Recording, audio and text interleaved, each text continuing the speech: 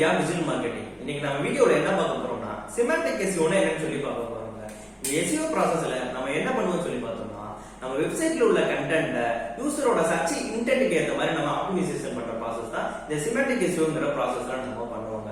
இது பண்றது மூலமா என்ன பெனிஃபிட்ஸ் அப்படின்னு சொல்லி பார்த்தோம்னா சர்ச் இன்ஜின் வந்து ஈஸியா அது எந்த மாதிரியான கண்டென்ட் அதனால கேட்டகரைஸ் பண்ண முடியுங்க. அது மட்டும் இல்லாம யூசருக்கு ஒரு அக்யூரேட்டான ஆன்சர் அதனால ஈஸியாவே கொடுக்க முடியுங்க.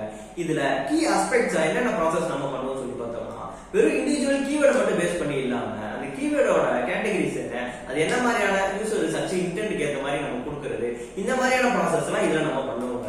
அப்புறம் நம்ம ப்ராப்பரா ஸ்கீமா மார்க்கப் வந்து நம்மளோட ப்ராடக்ட்டுக்கு அப்டேட் பண்றது, அப்புறம் நேச்சுரல் லாங்குவேஜ் ப்ராசஸிங்ல நம்மளோட வெப்சைட் கண்டென்ட் ஆட்டோமேஷன் பண்றது, இந்த மாதிரியான ப்ராசஸ் எல்லாமே இதோட கீ ஆஸ்பெக்ட்ஸா நம்ம இதெல்லாம் பண்ணுவோங்க.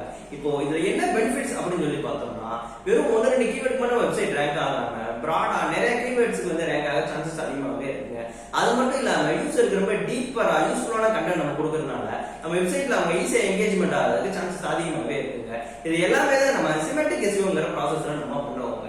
இந்த மாதிரியான டிஜிட்டல் மார்க்கெட்டிங் ரிலேட்டட் வீடியோஸ் நீங்க ரெகுலரா பார்க்கணும்னா யூனிவேர்ஸ் ஸ்கூல் ஃபாலோ பண்ணுங்க.